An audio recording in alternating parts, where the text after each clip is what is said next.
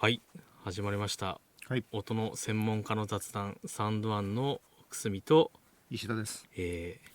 新年明けましておめでとうございます。明けましておめでとうございます。新年一発目のそうですね、形ということで、石田さん、今年はですね、はい、本格的にこう音雑も3年目に入った年ですけども、ね、今年からどんなコンテンツにしていきたいとか、そういったのってそうですね、あったりします？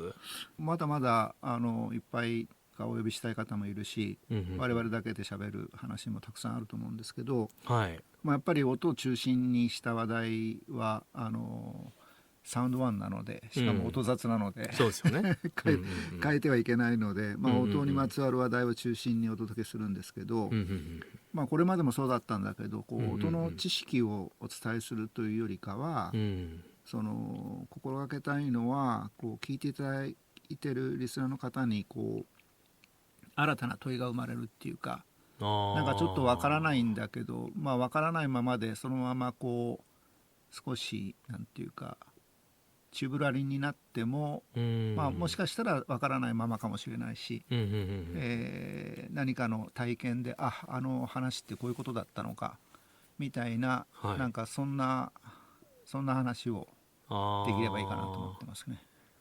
なるほどなるほど、確かに私もこのポッドキャスト、先日メガソフトさんにテキストで記事化してもらいましたけど、あんまり記事化しない理由の一つとして、なんとなく記事化しちゃうと、情報の確かさとか、事実とか、それをコピペして調べるみたいな動線になっちゃうので、なるほど。そういうものよりはですね、やっぱ石田さんとゲストの人がインタラクションで会話してる様子とか、お互いが反応し合って、これってこうなんじゃないみたいなのが生まれるとか、そういうのすごくいいなと思って、あえてやっぱ音声というところにこだわってるところはあるので、そうですね、今言ってた問いをなんか逆に思い浮かび上がらせたいというのは、そうですね、すごい新しいというか、そういう刺激に問いを誘発するっていうか、それってどういうことなんだっけみたいなクエスチョンマークがいくつも頭に浮かぶような、そんな感じができればいいかなと思ってるんですけどね。確かにこのラウンジトークでも石田さんからいろいろトークのテーマとかいろんな切り口でお話聞いてると、実際私の中にも問いがポッて生まれてはあ、これってそういうことですかみたいなやってるので、すごく確かに自分にとってもいい瞬間というか、いい体験してるなっていうのは。こちらこそです。いろいろ引き出していただいて、いやそんなもんです。もう石田さんの持ってる引き出しを私こうやって開けてってるだけなのでなるほど、じゃあそんな抱負を掲げつつ、そうですね、新年1回目の今日ですね、今日はラウンジではないんですけどゲスト会になるんですけど、このゲスト会っていうのはどんな内容、どんな雑談？そうですね、実はもうだいぶ前に収録をして、ちょっと編集とかに時間がかかってたんですけども、10月かな、収録したのが、イギリスの方でニック・ラスカムさんっていう方なんですけども、彼すごく幅広い活動をしてて、一言でこういう職業ですってなかなか言えないんだけど、そのロンドンと東京と沖縄を拠点にして、でロンドンにいる時は BBC のキャスターだとかラジオプロデューサー、サウンドコレクター、ディレクターみたいなさまざまな肩書きを持たれてて、で番組も20年以上のなんていうか長寿番組を持ってたりとか、すごい経験の豊かな方なんですよ。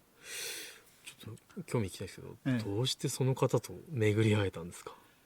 たまたま今年の今年というか25年ですね、2025年の8月に沖縄で学会があったんですね。で沖縄学会があったんで、せっかく沖縄に行くので、沖縄の音の研究者の方に接点持ちたいなと思っていろいろ調べてたら、OIST っていう沖縄大学院科学大学院大学だったかな、ちょっとすいません、正式名はOIST っていう略語で呼んでるんですけども、はい、そこに、音響のラボがあって、はい、でそこのディレクターをしてるアートディレクターをしてるニックさんの紹介があって、で結構幅広くいろんな活躍をしてたので、ぜひ接点もしたいなと思って連絡をしたんですよ。あ、なるほど。そしたら実は、本編でもそういう話をしてるんだけども、東京ベースなんだよっていう連絡が来て、でそれだったら小野早期こういう無教室だとか残教室だとか、実験室もあるので来て、それを体験しつつ音立つやりませんかって言ったら快く引き受けてくれたっていう感じですね。はあ、ニックさんは日本語を喋れる方なんですか？日本語は会話程度なら多分理解はされると思うんだけど、来て何年って言ったかな、数年渡ってるのかな。じゃ今回の音雑の会話としては日本語英語、今回英語でやったんですよね。また新しい試みですね。いや、そうなんですよ。それでそういう意味でちょっと今回は英語でそのまま流すっていうのもありなんだけども、はい、放送はそのまま流すんですけど、ノートに、解説記事じゃないけども、そのままの対談のなんていうか語りをそのまま載せるんではなくて、はい、ちょっとした要約的なものを載せて、そのノートを読みながら聞いていただくっていう形にしようかなと。じゃあ傍らにノート記事を見ながら、音で2人の会話を楽しむみたいな、これまた新しい体験の会になりそうですね。でね、もう一つイレギュラーなことがあって、でそれは収録当日に、でニックさん来られて、必ずゲストの方来られると実験室ご案内して、やっぱりこの小野早期の無教室残教室っていうのはもうワールドクラスなので、すごい体験を喜んでいただくんだけども、ニックさんもその例に漏れずで非常に喜んでいただいて、でその後小野早期の、社員の中に昨年入社した女性がいるんだけども、彼女が、ヘンズ・ヘレンさんっていうんだけども、彼女はドイツの出身でベルリン工科大でサウンドスケープ研究をやってたんですね。で OIST っていうさっきの沖縄の研究機関ともコラボしてたっていうんで、そういうつながりがあるっていうのを聞いたんで、一緒に少し話をしませんかということで来てもらって、音雑に入れるつもりはなかったんだけども、つい話が弾んで面白いから途中で僕がレコーディングのボタンを押してだから途中からの会話になってるんですよね。だからちょっとイレギュラーなんだけども、この後その途中から始まりますよということで楽しんでいただければなというふうに思います。はい、わかりました。じゃあ今年の一発目はそういった新しいちょっと音雑をお聞きいただくということで、はい、それでは皆さんお聞きください。どうぞ。Back when I was still at home in Germany at Technical University Berlin, I was working in soundscape intervention research. There's a project called Catalog of Soundscape Interventions. Interesting. I don't know if you've heard of it, but it's a joint research project between the TU Berlin and then UCL. Okay. And it's about cataloging. Yeah, okay. Cataloging existing soundscape interventions around the world, and then kind of learning what is there and what are good methods for creating interventions specifically. And then it's kind of funded by a German institution called Het-Genuit Stiftung. And do you know Brigitte Schulte-Fortkamp? Maybe not. She's one of the top people in soundscape intervention research. Okay. So it's kind of her work to fund this research, and they've also been working on developing an ISO standard on intervention. So I was working with that project, and some staff at UCL, some teachers. Yeah. I don't know, Francisco Aletta, and I don't know if you know. Yeah, it's a name I know. Yeah, for sure. And Tin Obermann. Okay. Yeah, so I was working with them. So it's kind of around a few corners that. I don't know if your friend Paul, if he knows them, but yeah. I'm sure he does, yeah. I mean, I'm going to be in the UK in 2 weeks. I'll see him, so yeah, we'll catch up. Yeah. But he was working as a sort of advisor on the project when we started doing kind of more experiments at OIST. So yeah, it's kind of ongoing, really. Interesting. Yeah. Well, if you also want to check out it's called Catalog of Soundscape Interventions. Gonna write this down. Yeah. I think they're still active. Because I came here, I'm not with them anymore, but they're still active in, especially interventions, which I think could also be interesting from like an artistic perspective. Yeah.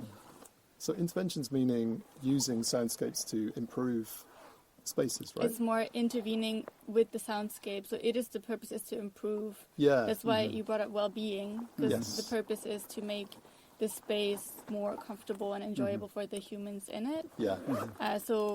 But it always, in intervention, there's a official definition. I think some kind of, it has to make the space better. And there's usually some kind of design aspect, or even art installations could be considered as soundscape interventions. Sure. One of the most prominent examples is actually at a train station in Sheffield. There's a big wall in front of the train station that's there's water running down it. Yeah. So it's just a wall that blocks the street from the square, but then there's also water running down. So you have the wall, which obviously cancel out the sound, but then it also has the masking effect of the water. Yeah. So that's a very classic soundscape intervention example. Right. Sure. Yeah. And then we have in Japan, in Fukushima, I actually went there. There's something called umitsukushi, I think. It's it's pipes that are at the pier, and they're not connected, but they go down. So the air that the waves from the ocean bring in, they go up through the pipes, and you can hear the sound. So it's kind of a very interactive intervention with nature, where the pier is just more interesting, and you interact with the nature, and you enjoy the sounds of the ocean coming in. Beautiful. So that's in Fukushima. It's actually quite nice. It's in Iwakishi. In Iwaki City. Yeah, I see. Okay. Pier, yeah. Wow, It's also on the website. But yeah. Okay. So how many years ago you worked with Bridget? It was until I started at Kyushu University, so it will be now about 2.5 years ago. Yes. Oh, I see. Yeah. So Bridget recently published a book, soundscape and building or something, with Jan Kang. Jan Kang is my friend in Cambridge. Yes. Really? He's also on the project that I was working. Oh, really? Yeah. Oh. They're the top, kind of like the parents overlooking the project he's called. Yes. No. Yeah. Good. Jan Kang pops up everywhere. Yeah. He's busy. Yeah, very. Busy. Yeah. Oh, I see. Interesting. Yeah. Sorry, what was the website name again? Catalog of Soundscape Interventions. Thanks. Okay, cool. I think if you just put it in Google, it should probably come up. All right, that's great. Amazing. Okay. So interesting. Yeah, I mean, I think for me, I've always been approaching it it started off as an art project, soundscapes for spaces, music and architecture. And then just after a while, I mean, that's lovely. And, getting Arts Council funding in the UK or funding here from regional governments, to do that kind of thing. Just realizing that there's a bigger responsibility when you do this, not just to create sort of egotistical art, but art that has more of a purpose for the betterment of society, and how can we create soundscapes that are enjoyable, but also frequency-wise or whatever beneficial. Right. And so that's why I kind of started work with OIST, because I really wanted to dig a little deeper, as a non-scientist, just wanting to understand that a bit more. I see. So actually, the conversation after that, we talk about this topic, but before that, how frequently go to Okinawa? And I understand you based in Tokyo and London, and also Okinawa is very distant. Well, my main base is here in Japan, so mostly I'm here in Tokyo. But I go to London 3 or 4 times a year. And then I'm in Okinawa. Last year I was in Okinawa every month while we were setting things up. And now, so it's all to do with budgets. The budget before was mostly for me to set it up.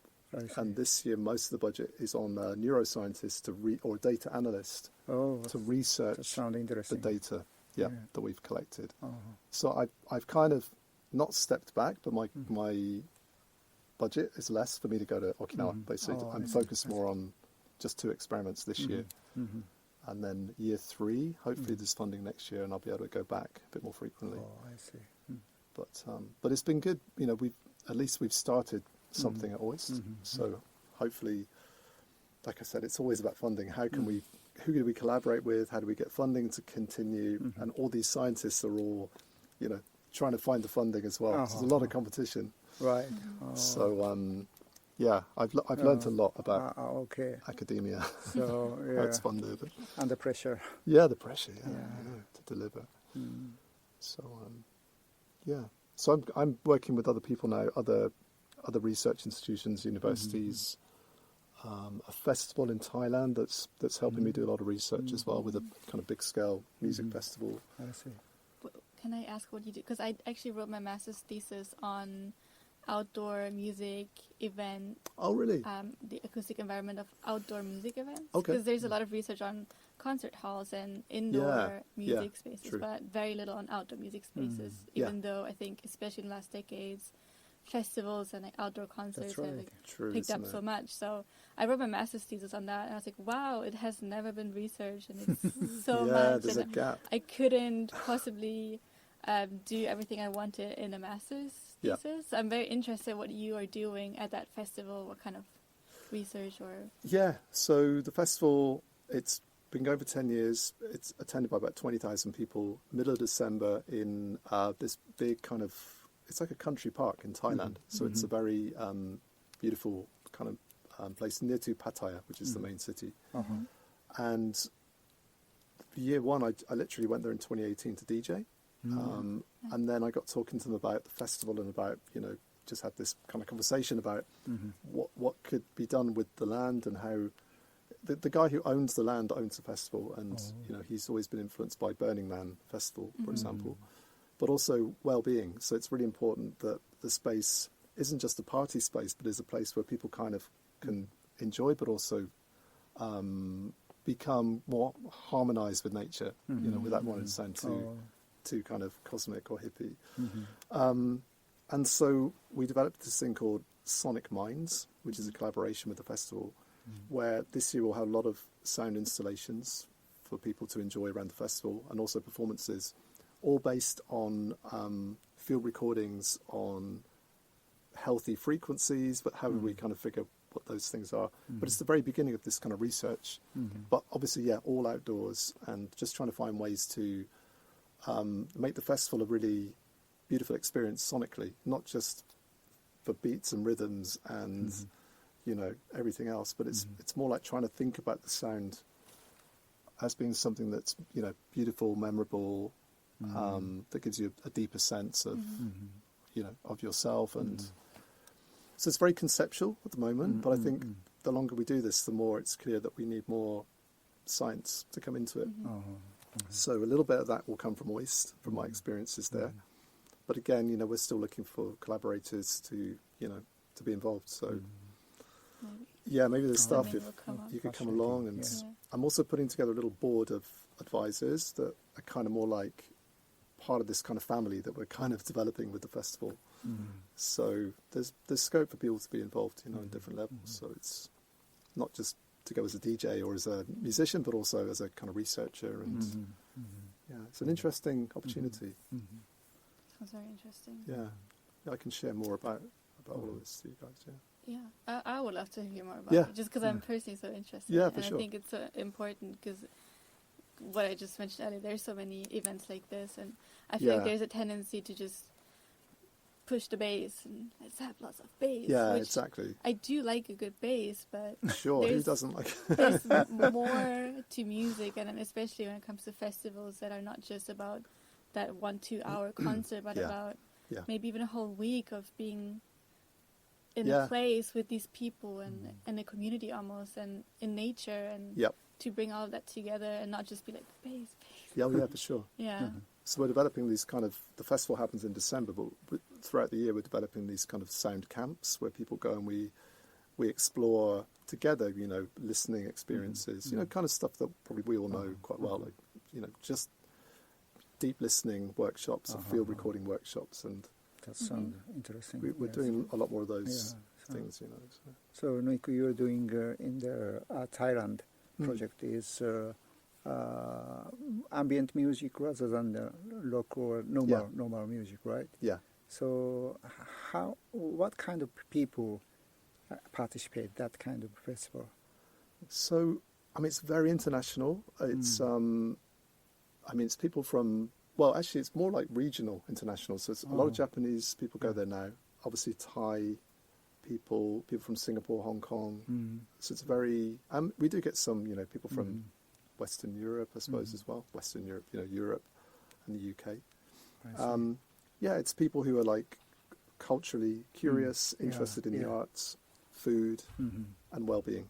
So it's kind of like a very, you go there and it's not a rave. It's more like there are DJs that play electronic music and but that's kind of becoming less and less important to the festival.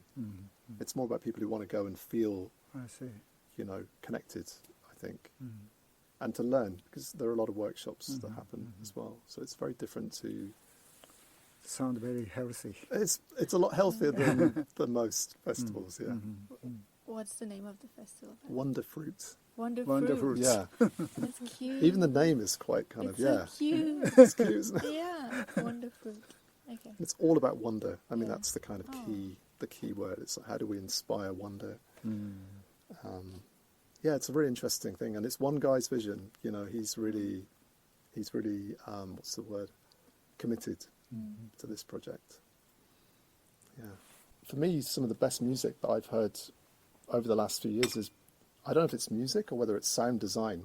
I find it, like Ivala is a great example. I love listening to his work, and it's, I don't know if it's music, like maybe it's not like Ryuichi Sakamoto, but it has a connection to me, but it's still emotional, but it's coming more maybe from a technical or design point of view, in the way that beautiful design, it can be a simple, I don't know, Japanese building, it has the same resonance when it's sound design, right? Right. So, but it's not like flowery music, or it's not pop music, which I also love, but so I think more and more there's a crossover between science and audio to create like a third way, Have you ever done a sound walk? A sound walk? Yeah. Yeah, we do them in Yokohama sometimes, actually. Oh, really? What kind? In what way do you do them? So we tend to go as a group. Thank you very much. Okay. And we tend to just have a 30-minute we meet at a place and then we walk and we listen. Okay. And that, if that's what you mean by sound walk. Yeah, really, but also I once back home at my university in Berlin, I did. I don't know what they call it, but it was an active sound walk where there was a DJ who's really good actually, and he was live DJ mixing the sounds that we were hearing on the sound walk. So we had a microphone or two, and then we all had headphones, and then we were just kind of going around and then recording the sounds that we found interesting, and he was then remixing those while we were going along. Wow. That was so interesting because I feel like because we were using the sounds we were hearing, and we were just walking around campus, so it was pretty everyday sounds, but he was mixing them in a way that it felt so, like, he gave them so much more depth, but it was still the actual sound, so that was super interesting. And I just came to think of that when you were talking about what kind of music or sound experiences you have at the festival, that would be something super interesting as well, because it's also kind of interactive. Yeah, live. Yeah, live, but then also, not too overdone, I think. Yeah. Yeah, but I don't know if a lot of people do this kind of sound walk, or if it's usually you hear what you hear, but not this live mixing. If there was just this guy who did it, I don't know. So he had microphones in different places, and then he had a feed of all those microphones into a mixer or something? I think we had one or two microphones that he gave to us, the participants, and then we took turns and just be like, oh, this sounds fun, or someone would maybe like hit something a little bit, and then we would listen to that, and then he had almost like a tray with a mixing station that he had the sounds come in, and then he would like live mix them, and then have that as an output that we had on our headphones. Wow. Okay. Yeah. And you've got long cables connecting them. It was Bluetooth headphones. And what about the microphones? How did he get the recordings live to his mixer? I want to say they had cables. Okay. Because we were all as a group walking around. I see. Okay. There's actually, I actually did like a audio paper on that sound walk. It was called Sound Drift. Sound Drift is what it was called. Okay. I did an audio paper on it. It's in German, but maybe I can send it to you. Okay, I'd love to, yeah. Because we did almost like a podcast, almost like an audio paper, speaking about our experiences, but then also using parts of the sounds that we were hearing. And so because he recorded the whole thing that we did, and then so we were using some excerpts from that. So even if you don't understand the German, you can still hear some of the sounds that were coming up. I think you can imagine that. Yeah. Oh, that's amazing. But yeah, that was super interesting. Yeah, that's pretty. I don't think I've heard of this before. No. Have you heard of something like this before? No. Okay. But we carried out an interesting project last week in Banpak, and we delivered Sound One recorder to the people. This one. Oops. This one, it's FFT frequency and time domain, and of course the visual, and this one is a speed meter and G-horse meter. So I see. yeah, so just for a mobility industry, but we delivered this type of iPhone 30 people. Oh, really? And at the same time, simultaneously they record the sound, the different places. Every hour, we have some ring from the clock. Okay. Right? Yeah. But in Banpak, it's an ancient time sound. It's designed by Ebara and the other artist. I see. And it's algorithmic sound because the every day it's changed. So it's defined by sunrise and sunset. And evenly divided. Yes. And also take into account of climate. I see. Climate, yes. So humidity. Yeah, humidity, rains. yes. So every day you can hear different sound in different time. But Very cool. Yeah. Wow. So 30 people record that sound in the different place. I see. So was that inside as part of a pavilion, or was this just a... Not pavilion, but the inner part of the ring. I see. Okay, yeah. Yeah. Got it, okay. Yeah. Wow, that's very... Yeah, just recorded, but I didn't touch the data yet. Okay. Wow, very interesting. Yeah. That was recently? Yeah, 2 weeks ago. Okay. Maybe, yeah. I see. Very crowded. Oh, I was there at the weekend. I was there. Really? Yeah, I went to see the Ruichi Sakamoto exhibition Uh-huh. at the near Umeda. Umeda, yes. I saw that, and then afterwards I went to the Banpaku. Yeah, it's just crazy busy, isn't it? I'm going this weekend, and I'm going the weekend after as well. So it's like I'm really... Okay, nice introduction. Right? Yeah, it's really, really interesting what you do here. So yeah. Hey. Wow. Okay. Wow. Do you have connections with UK companies? Like I'm thinking of Arup, for example. Arup, yes. Do you kind of work with them? Like, do you share research, or is it more like competition? I'm never really sure. Yeah, actually, I used to live in UK. Of course, yeah. Yes, and at that time, my supervisor is working for Arup Acoustics researcher. Yeah. As well as University of Cambridge research. Okay. Yes, so he asked me to join the project of designing the concert hall in Glasgow. Yeah. And Snape. Okay. Yeah, Snape concert Really? hall. Yes. Yeah. Yeah, I frequently visit Arup Acoustics when I was there. Amazing. Yeah, okay. yeah. Oh, that's great. Yeah, I mean I haven't been to the office for a while, but yeah, I know like Bjork Björk. You say Björk. Björk. Björk, yes. Yeah, she yes. recorded there, right? Yes, in London. very interesting reverberation, small chamber. That's right. Yeah. Yeah, I visited that space. So, so actually, I have been to one before, but it's very different to yours. I think much smaller, right? Yeah. I see. Okay. Wow, okay. Yeah. Very fun talk. Very fun. Yeah, lots of interesting connections. And yeah, thank you so much. Thank Okay. you. Okay, take a break.